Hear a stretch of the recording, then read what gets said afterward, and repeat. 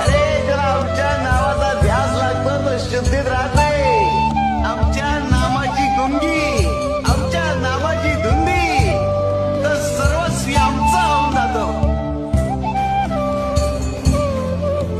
ज्याचे भाग्य चांगलं असेल त्याला आमच्या नामाचा छंद नाही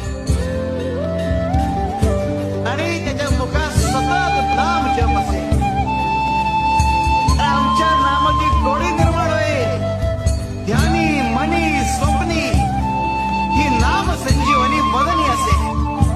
त्याला निरंतर सुखाची प्राप्ती होईल.